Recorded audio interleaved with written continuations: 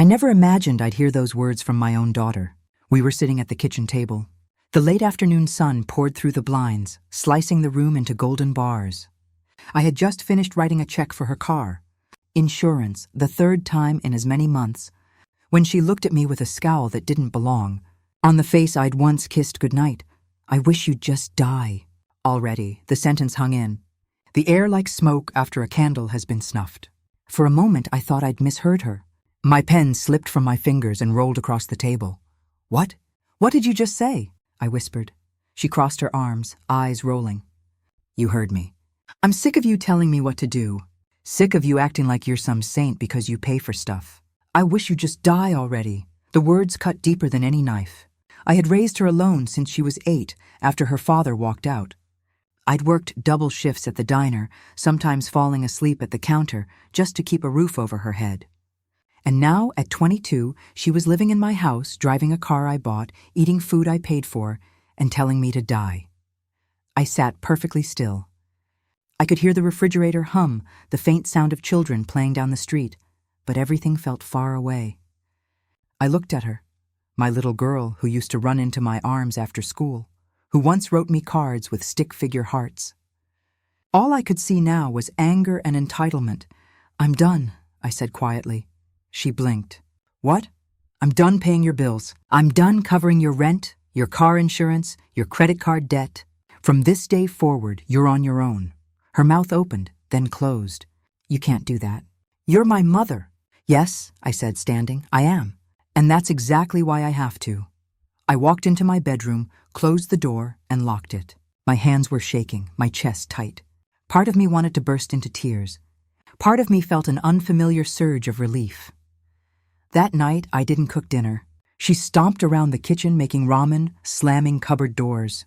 I stayed in my room, staring at the ceiling. The words echoed. "I wish you'd just die already." I thought about all the times I'd rescued her. The college tuition I paid, only for her to drop out. The car she crashed twice that I had repaired. The rent I covered every month because she couldn't find a job she liked. Each time, I'd told myself she just needs more time. But that day, something inside me snapped, or maybe something finally healed. The next morning, I left for work early. I didn't leave her gas money on the counter. I didn't refill the fridge. I didn't check if her phone bill was due. By the third day, she came into the diner where I worked. Her hair was messy, her eyeliner smudged. She slid into a booth, eyes flashing with fury. "You're serious? You're not paying my bills anymore?" I poured coffee into a mug and set it in front of her. "I'm serious." Her lip trembled. "You're throwing me out on the street." "No," I said calmly. "I'm giving you a chance to stand on your own feet." She stared at me for a long time. Then she stood, knocking the mug over. Hot coffee spilled across the table. "You're cruel," she spat and stormed out. I cleaned up the mess. My hands steady this time, for the first time in years. I felt like I was doing the right thing, not just for me, but for her too. That night, as I sat alone at the kitchen table eating reheated soup, I remembered my own mother's words when I was young. Sometimes love means stepping back. Even when it breaks your heart, I didn't know what would happen next. But I knew one thing. I wasn't going to let my daughter's words destroy me. 3 days passed before I heard from her again. The silence in the house felt strange, peaceful, yet heavy. For years, every corner had echoed with her music, her phone calls, her frustration. Now it was just me and the quiet hum of the refrigerator. On the 4th morning, a message lit up my phone. "Mom, I need $200 for rent." Just this once. I stared at the text for a long time. My thumb hovered over the keyboard, but I didn't reply. I slipped the phone face down and went to wash the dishes. Half an hour later, another message arrived. "I can't believe you're ignoring me. You've never done this before. I could end up homeless, and it'll be your fault." I took a deep breath. My heart twisted, not because she was angry, but because she still didn't understand. That evening, I sat on the porch with a cup of tea, watching the sun dip behind the trees. The phone buzzed again, but this time the message was different. "Mom, I'm sorry. I don't know what to do. I almost called her right then." But something inside me said, "Not yet." 2 days later, I saw her car parked outside the diner. She walked in wearing the same jeans she'd worn last week. Her hair was tied up messily, her eyes puffy. She didn't look angry anymore, just tired. "Hi," she mumbled, sliding into a booth. "Hi," I said, bringing her a coffee. "How are you holding up?" She shrugged. "Not great. I didn't realize how expensive everything is. Rent's due in 2 days, my phone's about to get cut off, and nobody's hiring." I nodded. "It's hard, I know," her voice cracked. "I didn't mean what I said the other day.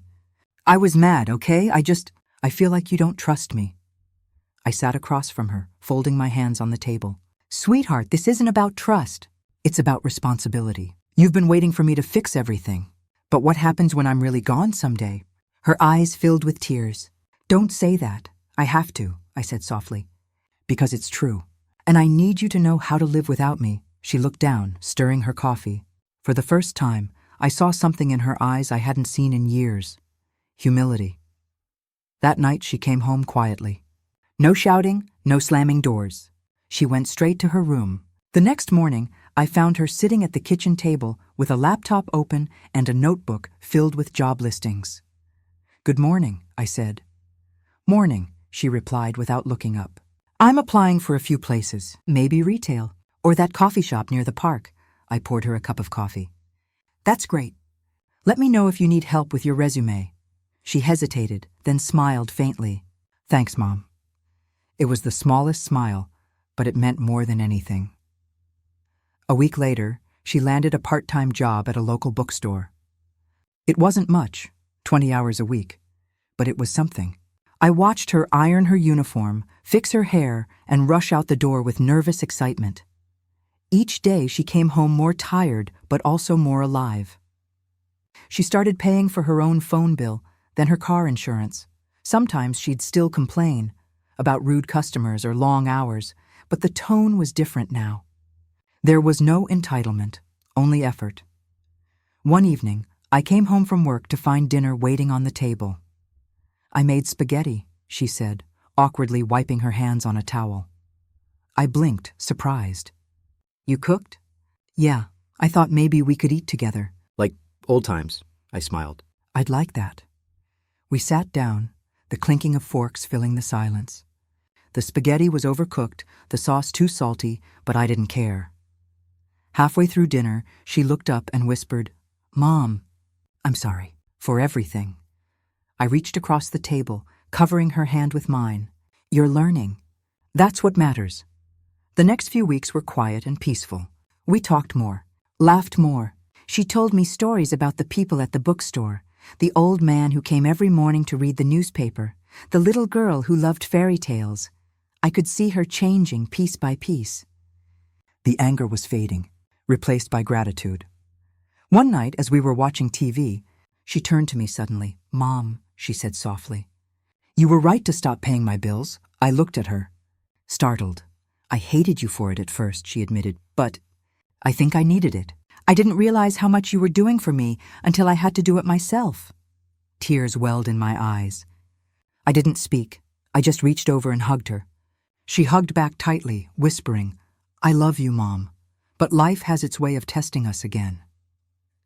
2 months later, she lost her job. The bookstore closed without warning. When she came home that day, she didn't cry or shout. She just sat down quietly, staring at her hands. "I'll find another one," she said calmly. "It's okay." And for the first time, I realized she truly had changed. I felt something warm spread through me. Not pride exactly, but peace.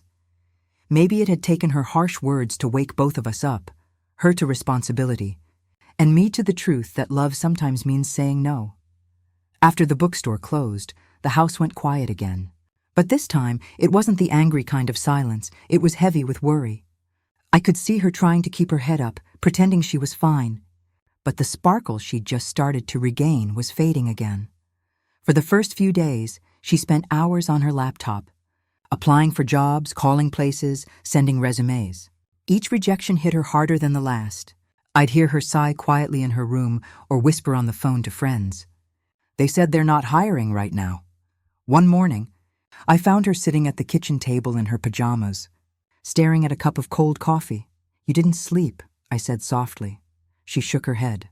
No, I keep thinking I'm never going to get anywhere. Every time I take one step forward, something pushes me back. I pulled out a chair across from her. Sweetheart, that's life. But you're stronger than you think. She gave a weak laugh. You really believe that? I know that. She didn't answer. Instead, she stood up and went to her room. That evening, I came home from the diner to find her gone. Her room was dark, her phone left on the bed. Panic hit me like a wave. I called her name, searched the yard, checked with Mrs. Coleman next door. Nothing. Finally, as I was about to call the police, the front door creaked open. She walked in slowly, hair damp from the rain, eyes swollen from crying. Where were you? I asked, my voice trembling. She looked at me, her lip quivering. I just needed to walk, to think. I hugged her tight. You scared me half to death, I know. I'm sorry. She leaned against me, and for the first time in years, she let herself cry, really cry, without anger, without pride. That night, we sat together on the couch. She told me everything, how lost she felt, how afraid she was of failing, how guilty she still felt about what she'd said to me weeks ago. Sometimes, she whispered, I think about that day, about what I said, and I hate myself for it. I brushed her hair gently from her face. We all say things we regret. What matters is what we do after. Her eyes filled again. I don't deserve your forgiveness. You already have it, I said quietly. She cried harder. And as I held her, I realized something I hadn't before, that pain, sometimes, is the very thing that reconnects us. A few days later, she began volunteering at the community center. It wasn't a paying job, but she said it kept her from feeling useless. She helped organize donated clothes, served food at the soup kitchen, and read to kids in the afternoons. Every night. She came home exhausted but smiling. Mom, did you know some of those kids walk 3 miles just to get free lunch? She told me one evening.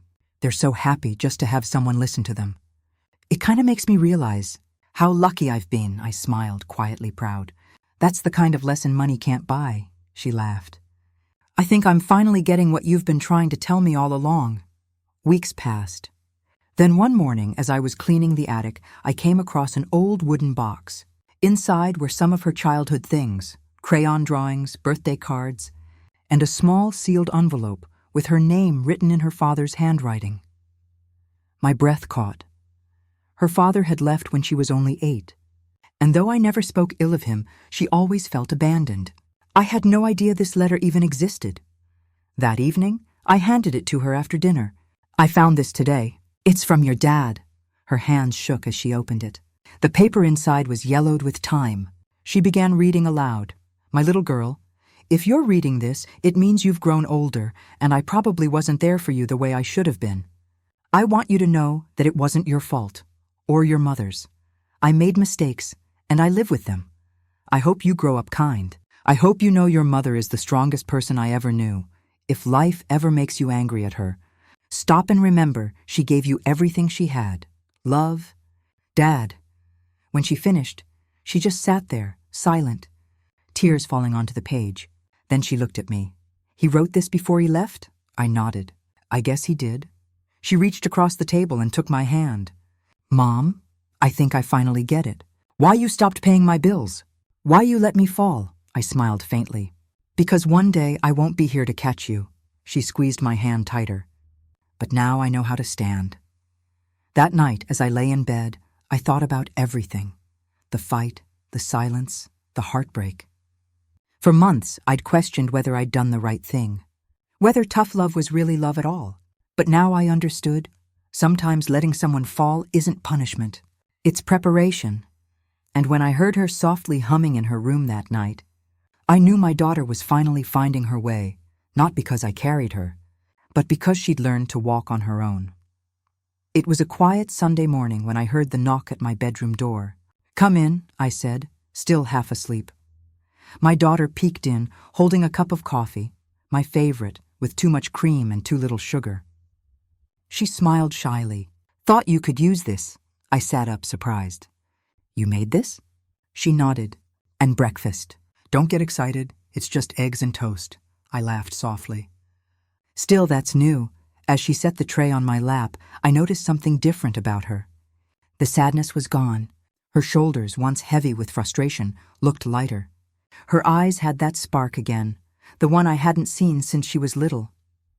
"Mom," she said, sitting beside me, "can I talk to you about something?" "Of course," she took a deep breath. "I got a job offer." My heart jumped. "That's wonderful. Where?"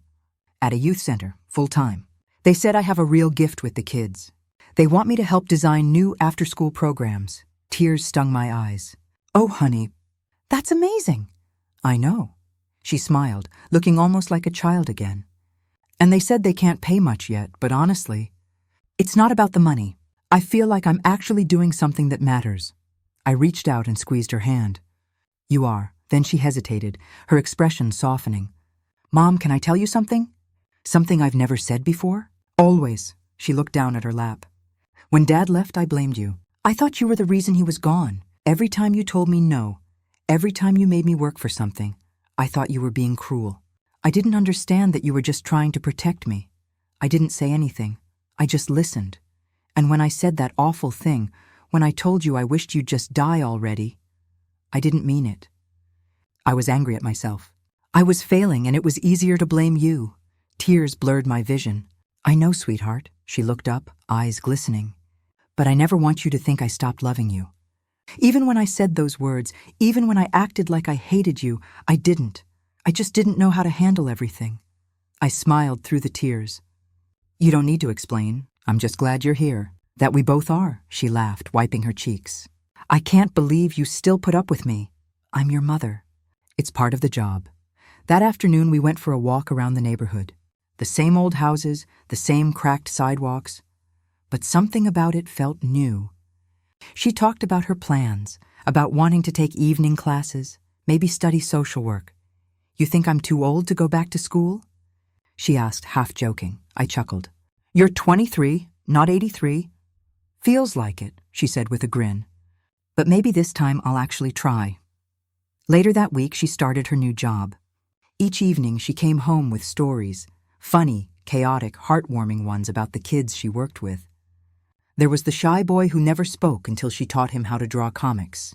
The little girl who refused to go home because Miss Claire tells the best stories. One night, as I was cleaning the kitchen, she came up behind me and wrapped her arms around me. "Thank you." "Mom," she whispered. "For what?" "For not giving up on me. For stopping when I told you to stop paying my bills. I hated you for it then. But it saved me." I turned around and held her. "I just wanted you to learn how strong you really are." She smiled. "I did, because of you. Months passed. Seasons changed. Our relationship, once fragile and sharp-edged, became something new, honest, peaceful, full of laughter again. Then one evening, I came home from work and saw a small box sitting on the kitchen table. My name was written on it in her handwriting. Inside was a silver key and a folded note.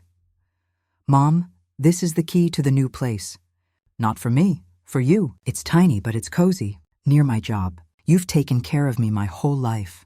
Let me take care of you now. Love, Claire." I sat down, my hands trembling. She'd been saving for months, putting aside part of her small paycheck. Just to do this. When she came in, I was crying. "You didn't have to." She interrupted, smiling through tears. "No, Mom, you did enough. It's my turn." We moved a few weeks later. The new house wasn't fancy, just a small apartment near the city park. But it was perfect. Every morning, we'd drink coffee together by the window. She'd tell me about the kids at the center, the programs she was building, the dreams she was chasing, and every night before bed, I'd whisper a quiet thank you to the world for second chances, for forgiveness, for growth. One evening, as we sat watching the sunset, she said, "You know what's funny?" "What?" "Remember when I told you I wished you'd just die already?" I nodded softly. She smiled, eyes misty. "Now I can't imagine a world without you in it." I laughed through the tears. "Life's got a strange sense of humor, doesn't it?" "Yeah," she said, resting her head on my shoulder. "But I think we finally figured it out." And for the first time in years, the silence between us wasn't heavy or cold. It was peaceful. The kind of quiet that says we made it. The next morning, I woke up to the sound of my phone buzzing on the nightstand. It was a text from my daughter, Emily. After 3 days of silence, my heart jumped, thinking maybe she wanted to apologize. But when I opened it, my chest tightened. "You still haven't paid the rent, Mom. The landlord's been calling me all night." What kind of parent just stops helping their child like this? For a moment, I didn't know whether to laugh or cry. She still didn't get it. After all I'd done, she saw me as a wallet, not a mother. My fingers hovered over the screen as I typed back slowly. "I'm sorry, Emily, but you're 26 now. You need to handle your own bills." I stared at the message for a minute before pressing send. My hands were shaking. I felt guilty, like I'd abandoned her, but deep down, I knew I was finally standing up for myself. For the next few days, I didn't hear from her. The house felt emptier than ever. The quiet hum of the refrigerator, the ticking of the clock, everything echoed loneliness. Sometimes I'd catch myself setting 2 plates at the dinner table out of habit, then quietly put one back. On the 5th day, there was a knock at my door. I opened it to find Emily standing there, eyes red, hair messy, clutching a half-empty suitcase. "Mom," she whispered, voice trembling, "can I stay here for a few days?" For a moment I froze. 1,000 thoughts ran through my mind. The same girl who told me she wished I'd die now stood there looking small, lost, and scared. "Of course," I said softly. "Come in." She dropped her suitcase and hugged me tightly. It was the first time in months she'd done that. I felt her shoulders shaking as she whispered, "I messed up, Mom. I thought you'd always fix everything. But when you stopped paying, I realized I didn't even know how to live." Tears filled my eyes. "Oh, sweetheart, I didn't stop because I didn't love you. I stopped because I do love you. You needed to find yourself." We stood there for a long moment, holding each other. For the first time in years, it felt like I had my daughter back. Not the entitled woman she'd become, but the girl I used to raise with bedtime stories and pancakes on Sundays. Later that night, as we sat on the couch with cups of tea, Emily opened up. "After Dad died, I guess I lost myself," she said quietly. "You were always there, paying the bills, helping me through everything. I never learned how to do it alone. I thought that's what love meant." I nodded. "Love means helping, but it also means letting go when the time comes." She looked down. "I'm sorry, Mom. I shouldn't have said those awful things to you." I reached out and held her hand.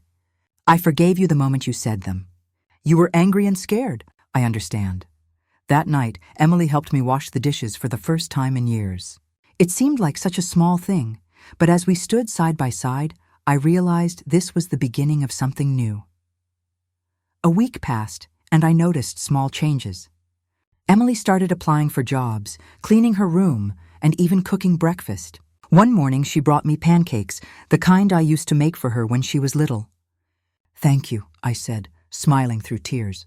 She grinned. "You taught me well." I didn't say anything, but in that quiet morning light, I felt a peace I hadn't felt in years. Maybe this was the closure we both needed. The following weekend, I woke to the smell of coffee drifting from the kitchen. For years, that smell had meant me brewing 2 cups, one for Emily and one for myself. But now, hearing the soft clinking of mugs that she was washing, it felt like balance had finally shifted. When I entered the kitchen, Emily was standing by the stove in her robe, hair tied back, humming an old tune her father used to sing. For a second, it felt like time had turned backward. "Morning, Mom," she said with a small smile. "I made your favorite, hazelnut coffee and toast with honey." I blinked, half awake. "You remembered?" "Of course," she said. "I used to watch you make it every morning before school." We sat down across from each other, and for a while, neither of us spoke. The sunlight came through the blinds, landing on her face, the same freckles she'd had since she was 5. I realized that, beneath all the anger and mistakes, she was still that little girl. After breakfast, she placed a small envelope on the table. "This is for you."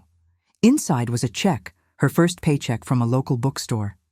"I wanted to contribute," she said nervously. "I know it's not much, but I want to start paying for my phone bill and groceries." Tears blurred my vision. "Emily, you don't have to—" "I want to," she interrupted softly. "You've carried me for so long. It's time I stand on my own." Those words were worth more than any check. I nodded, unable to speak. That afternoon, we cleaned the house together. We dusted old photo frames, sorted boxes of memories, and laughed over embarrassing pictures from her teenage years. One photo showed her holding a puppy, smiling ear to ear. "You remember Max?" she asked. I chuckled. "How could I forget? He chewed through every shoe we owned." We both laughed until tears streamed down our cheeks. It felt healing, like laughter was stitching the holes that years of resentment had left behind. Later that evening, we took a walk to the small park at the end of our street. Families were playing, kids were chasing each other, and a warm breeze carried the smell of freshly cut grass. "Dad used to bring me here," Emily said quietly. "He'd push me on the swings until it got dark." I smiled gently. "He loved that. He always said your laugh could light up the whole park." We sat on a bench watching the sunset, the sky melting from gold to deep crimson. Emily turned to me. "Do you ever miss him?" "Every single day," I said. "But I think he'd be proud of us right now." She looked away, brushing a tear. "I think so too." When we got home, she helped me close up the windows. "You know," she said, "I applied for night classes, accounting." My eyebrows lifted. "Really?" "Yeah, I figured I need real skills if I want to build a future. I can't just depend on anyone anymore." I smiled proudly. "That's my girl." From that night onward, our lives slowly found rhythm again. Some evenings, she studied at the kitchen table while I read beside her. The silence wasn't heavy anymore. It was comforting. It was peace. But life, as always, had its way of testing us. 2 weeks later, I got a call from the hospital. My heart sank when I heard the words, "Your daughter was in a car accident." Everything around me blurred. I rushed to the hospital, my mind screaming prayers. When I reached the emergency room, Emily was lying on a stretcher, awake but shaken. "Mom," she whispered weakly. "I'm okay. Just a few bruises." Tears of relief escaped me as I held her hand. "You scared me half to death." "I know," she said with a faint smile. "But it made me realize something. Life's too short to stay angry. I've wasted so many years pushing you away." I squeezed her hand. "Shh, it's okay. You're here now. That's what matters." The doctor confirmed it was only minor injuries. As we drove home later, Emily leaned her head on the window. "When I saw that car coming, I thought of you," she said softly. "And I realized the last thing I ever told Dad before he died was that I hated him. I didn't want you to be my last regret, too." I couldn't hold it anymore. I pulled the car over and hugged her tightly. "No more regrets, sweetheart. We start fresh, from today." And we did. Over the next few months, Emily grew stronger, in every sense. She saved money, passed her classes, and even helped organize a charity bake sale at the bookstore. I made pies, she sold them, and together we raised enough to donate to the local children's shelter. One evening, as we counted the donations, she smiled. "You know, Mom, I think I finally understand what you were trying to teach me all along." "What's that?" I asked. "That love isn't about giving things, it's about giving strength." I looked at her, my heart swelling with pride. "Exactly." That night, as I watched her close her laptop and head to bed, I whispered to myself, "You did it, Emily. You finally found yourself." 3 months later, autumn rolled in quietly. The trees outside our house had turned amber and gold, and the air carried that bittersweet scent of falling leaves. It was the first season in years that felt peaceful. Emily had started working full-time at the bookstore while finishing her accounting classes online. Every morning, I'd see her rushing out with a travel mug of coffee and that same spark in her eyes I hadn't seen since she was a teenager. Watching her like that filled me with pride and, strangely, a small ache of nostalgia. One Saturday afternoon, while I was watering the small patch of roses in the backyard, she came outside holding her laptop. "Mom," she said, "can I show you something?" On the screen was a spreadsheet, neatly color-coded, listing savings goals, bills, and future plans. "I've been budgeting," she said proudly. "If I stay on track, I can rent my own place by spring." For a second, I felt my heart tighten. She was ready to leave the nest again, but this time it was different. She wasn't running away in anger. She was walking forward with purpose.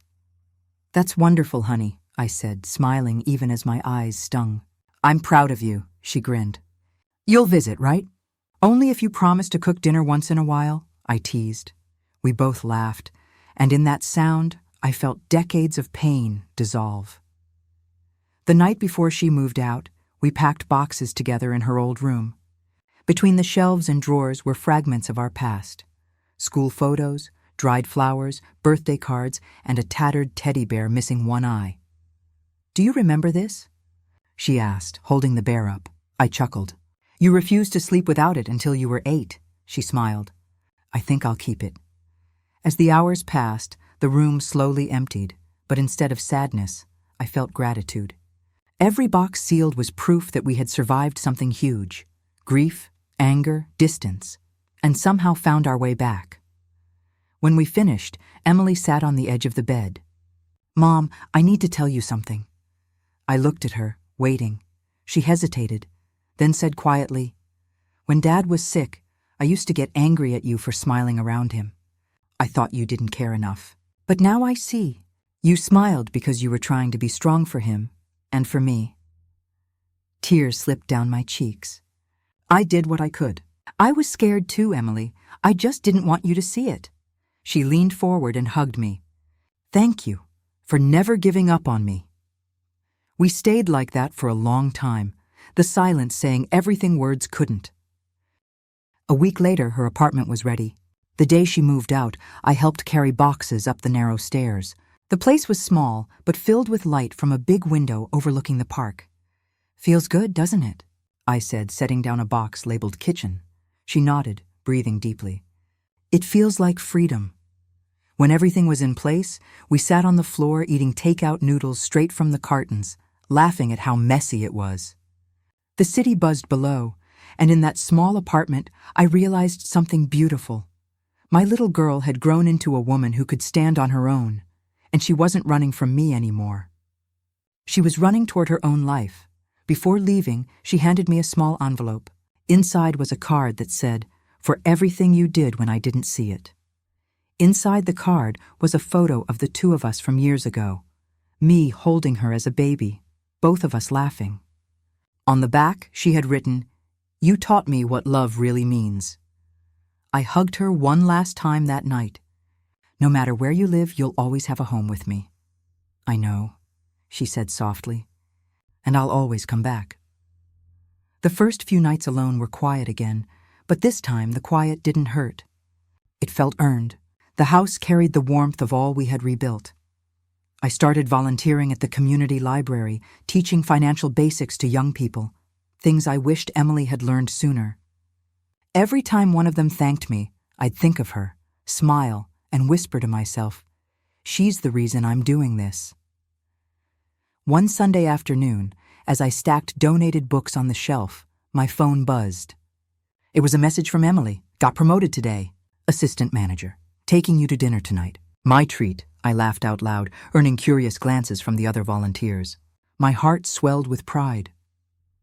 That evening, she picked me up in her little used car, the one she'd bought with her own savings. Over dinner, she talked about new responsibilities, new challenges, and plans to finish her degree next year. "You know," she said between bites, "when you stopped paying my bills, I thought you stopped loving me." I looked at her gently. "I never stopped, Emily. I just wanted you to learn to love yourself too." She nodded. "You were right. It was the best thing you could have done." Months later, as winter returned, I decorated the house for Christmas. The lights glowed softly across the porch, and the smell of cinnamon filled the kitchen. I had just placed the last ornament when there was a knock at the door. It was Emily, arms full of presents, her cheeks red from the cold. "Merry Christmas, Mom," she said. Behind her stood a tall young man, smiling shyly. "This is Ryan," she said. We met at work. I invited them in, and soon laughter filled the house once again.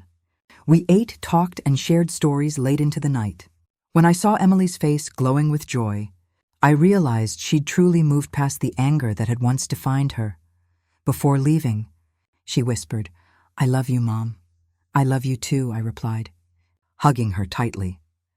As the door closed and snow began to fall outside, I sat by the fire, thinking of how far we'd come from those cruel words, "I wish you'd just die," to this moment of peace and love. Sometimes, The hardest lessons are the ones that save us, and sometimes, letting go is the only way to hold on. The following spring, life seemed to move with a gentle rhythm again. Birds sang outside my kitchen window.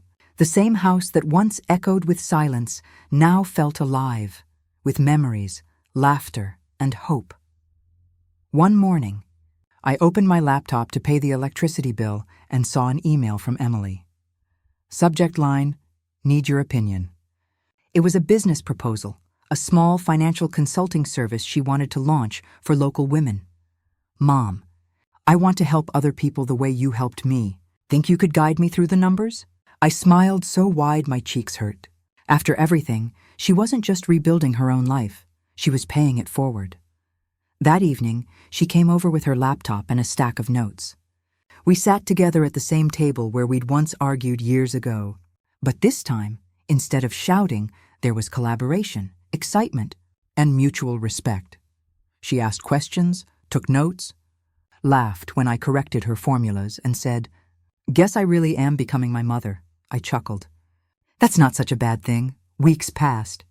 Emily worked tirelessly, balancing her job, finishing her degree, and building her dream on the side. When she finally launched her business website, she sent me the link at midnight with the message, "Look, Mom, it's real." I stared at the screen, tears filling my eyes.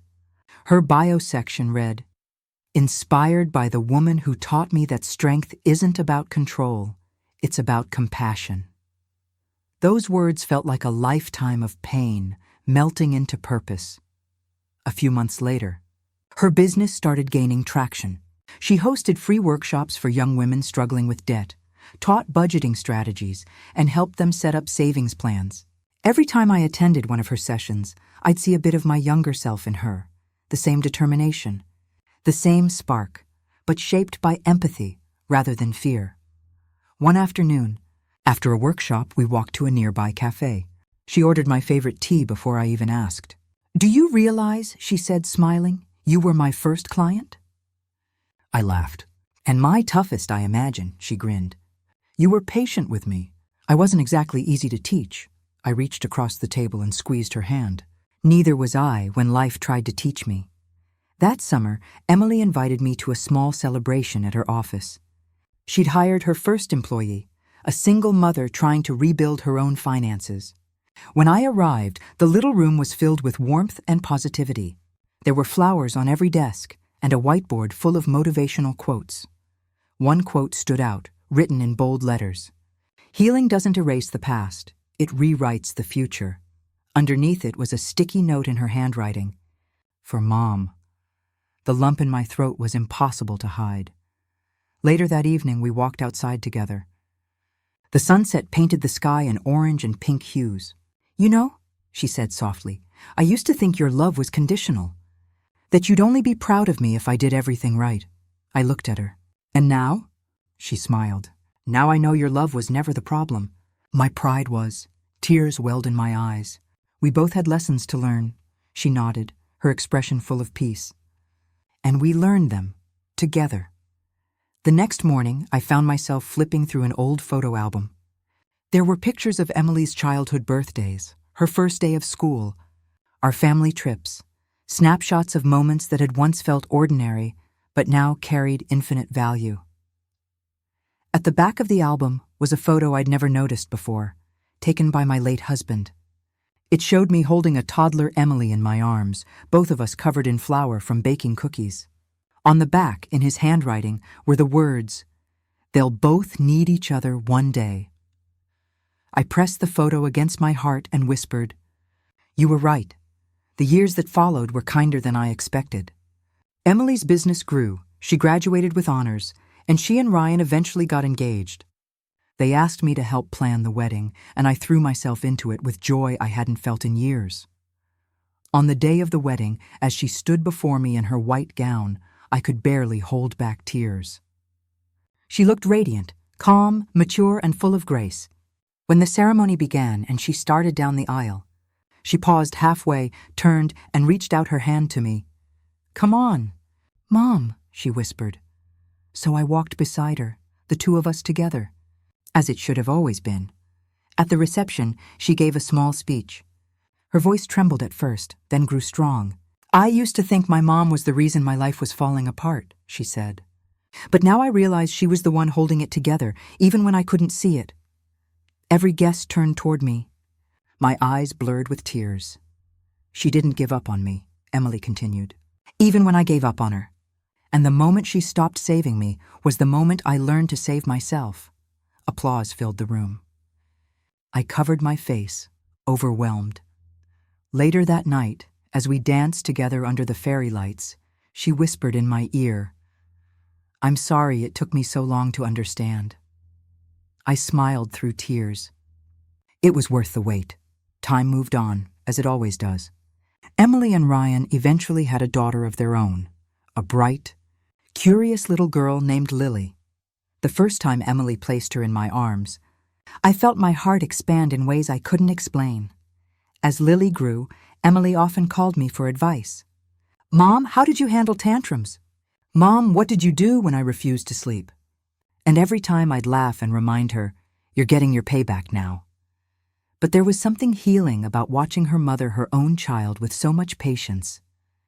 She was determined to give Lily what she'd once struggled to receive: unconditional love, balanced with accountability. One rainy afternoon, Emily and Lily visited me. While Lily played with building blocks on the carpet, Emily made tea in the kitchen. She looked up suddenly and said, "Mom, do you ever think about that night?" I knew which night she meant. The night she'd screamed, "I wish you'd just die already." I took a deep breath. "Sometimes, but not with pain anymore," she nodded. "Me neither. I think about it because it reminds me how far we've come." I smiled softly. Maybe we needed to break to learn how to rebuild. She walked over, hugged me from behind, and whispered, "Thank you for choosing love over anger." I turned and kissed her forehead. "Thank you for becoming the woman I always knew you could be." That evening, after they left, I sat by the window, watching the rain slide down the glass. I thought of the journey we'd taken, from loss to resentment, from silence to forgiveness. And I realized something important. Parenting isn't about perfection. It's about perseverance. You can't protect your child from every pain, but you can love them through every consequence. Sometimes love looks like comfort. Sometimes it looks like boundaries. And sometimes it looks like stopping the payments so they can start living. Epilogue. Years later, as I rocked little Lily to sleep during a weekend visit, she asked drowsily, "Grandma, did my mommy ever make mistakes?" I smiled. "Of course. We all do. Did you stop loving her when she did?" I kissed her forehead. "Never," she smiled sleepily. "Then she's lucky." "No," I whispered. "We both are." As I looked at that tiny face, I felt the full circle of life, the way pain transforms into wisdom, and love endures even after words break it apart. Outside, the rain had stopped, and a sliver of sunlight broke through the clouds. I closed my eyes, breathed deeply, and silently thanked the universe for second chances.